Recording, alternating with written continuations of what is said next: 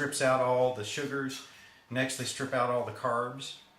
And then they run it through another enzymatic process that flips the lipase switch off, the enzyme switch that digests the stuff, so that it changes from a 2 to 3 day shelf life to a 2 to 3 year shelf life.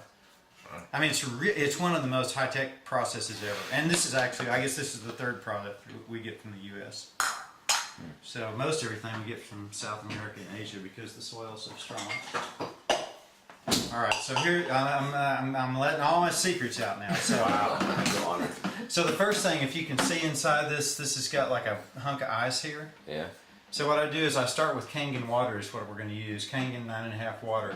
And so I put like, you know, maybe a half a cup or cup of Kangen water in here and put it on its side like this and let it freeze. Because when you freeze water, it changes the entire structure of water. Yeah, I mean, it's very good. So simple technology, freeze your water and unthaw it and drink it. So that's what this is what I'm going to put our... Did you say unthaw it? Yeah, well, I mean, I thought. I apologize. Please, Lord. Lord, forgive me, that ain't right. So after That ain't right. it thaws, it still has that change. It keeps the structure for quite a while. Yeah. So what I'm going to use is, so here's your work. So a gallon jug that's number 1 or number 3 plastic. It'll have best is number 1. It's in a little triangle on the bottom. If you use a skanky plastic like a milk jug, it will literally eat the plastic because the superfoods are so aggressive at detoxing. It'll actually break down the plastic. So you don't want to put it in a skanky milk jar. Don't do that. Skankiness. No. So I love the use of all these professional terms. Professional jargon. So first off,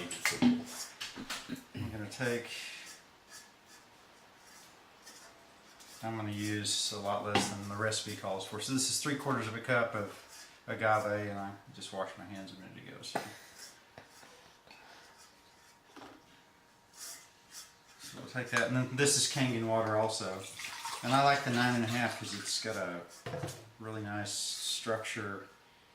You guys know about Kangen water, right? Oh.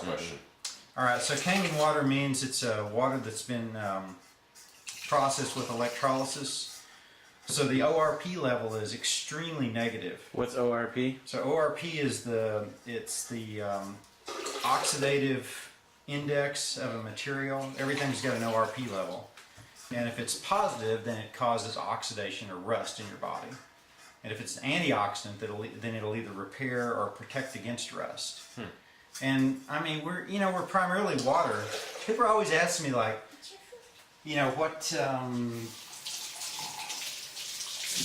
what should I eat? And the first thing is you fix your water. That is the absolute first thing. So where do you get the special water from? It comes out of the machine.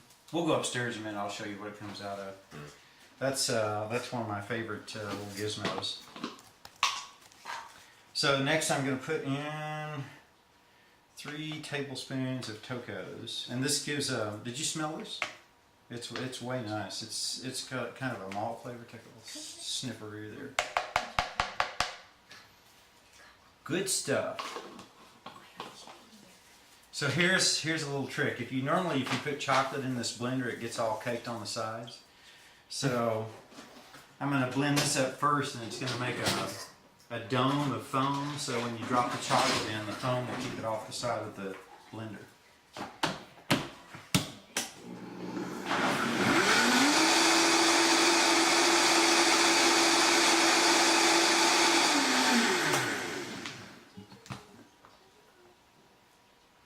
So take a smell of that.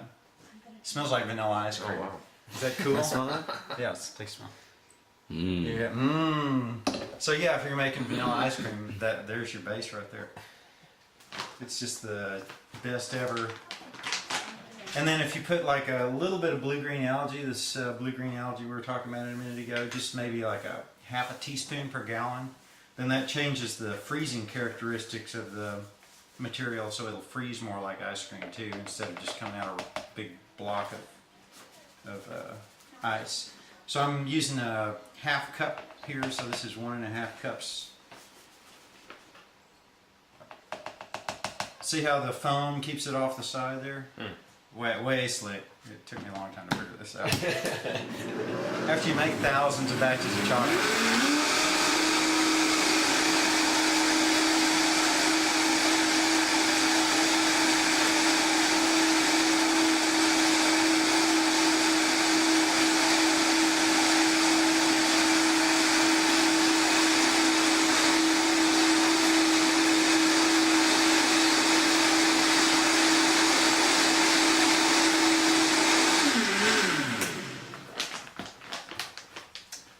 Oh, so when I was putting the agave in there, I put exactly 3 cups of water in with it. So after doing lots of experiments with different amounts, there's just the perfect amount of liquid to have in here so that it blends and holds the material on the blades but doesn't splash it all up here where it never mixes. And so the whole goal is to have all the material broken down as fine as possible. All right. See, that was quick. All right. Now, let's see. My last little gizmo here.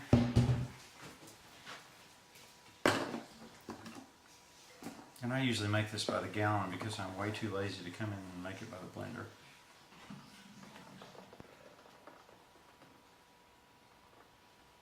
So when I was blending, I did 10 seconds for the tocos, counting off the seconds in my head, and then 30 seconds for the blending up the chocolate. So yeah, if you were just kind of putting it in something and shaking it up. Totally different experience. Yeah, dude, you can afford a blender, man.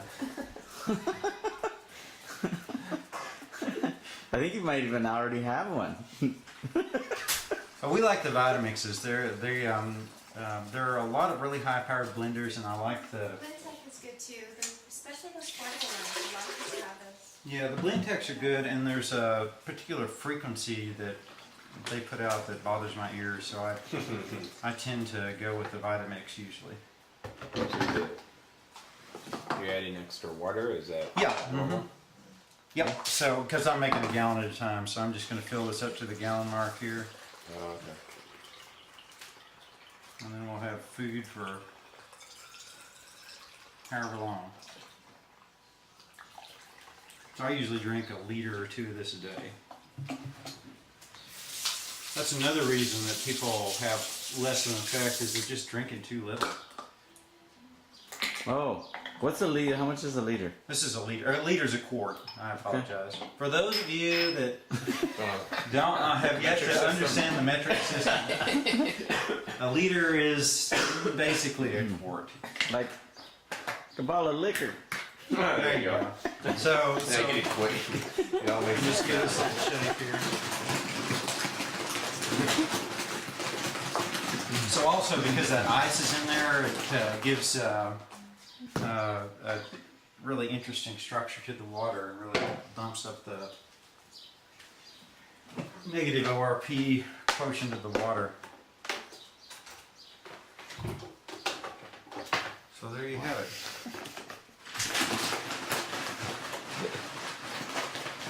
All right, now, Dave. So we're gonna have to take a film of these guys and see. Let's see. We'll find out if we did good, right? We're all gonna take shots. I was like, you need a third glass. Oh, cameraman wants to. You see my glass. You guys can have all you like too. So see, I put that little bit of ice in there is already melted down, so you got instant chill chocolate bliss too. That's the other thing I did. I had mine as like room temperature, Yep. so I think Go ahead, having man. it chilled would be a little bit better. Go ahead. Have at it. Set yourselves up there. Make your pour your own. Cut out your own lines. I'm ruining the video.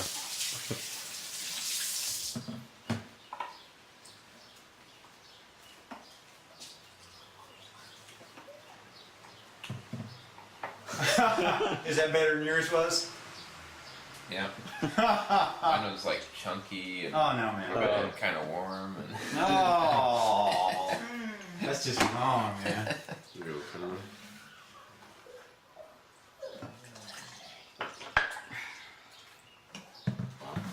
Salute. Salute. so am I gonna be able Oh. to drive home now? Oh yeah, you like to take some with you? No, am I gonna be like too high to drive? Well, I mean, sometimes you have to. You got those loops in the floorboard. You got to tie your feet. You got a seatbelt, right? You're driving with your seatbelt, so that'll keep you in your car. You'll get really good gas mileage though, because it tends to pick your car up. Start floating. Yeah, less friction.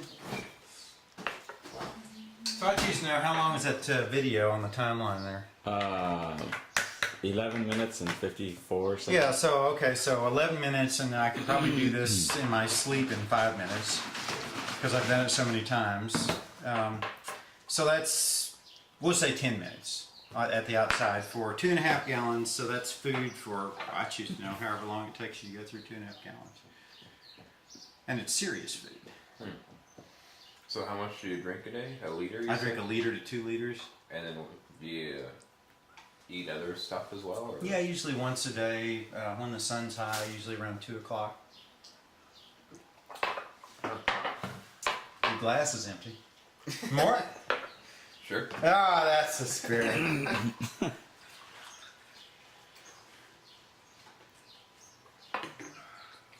Yeah, if you guys like to take some with you and sip on it, it's really nice driving food. 'Cause It might you be know, better than that beef jerky. oh, dude, man. You just outed Kevin, dude. Oh, man. That was really nice of you. Well, we didn't like it anyways. That was the point. You used to work at Nitro. No, man, you got to save those beasts. My rule of thumb is really simple. I avoid eating things with eyes or things that came from things with eyes.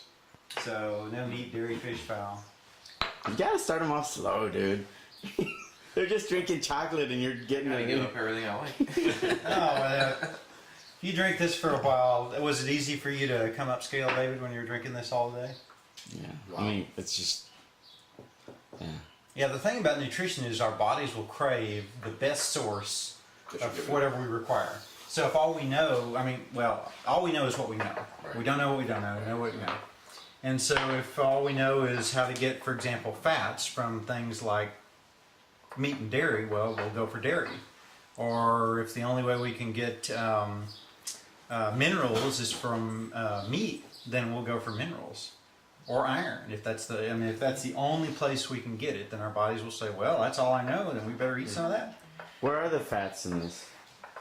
Well, there's coconut and there's hemp. The big thing about that, He likes that. well, you got to be careful. This will take you off your high though if you're smoking weed, because hemp was classified by the cotton industry and the paper industry back in 1944ish, so they could get it outlawed because it was interfering with their income. It's not really. There's not even any vague relationship to cannabis. There's no THC9, detectable THC9 in hemp seeds.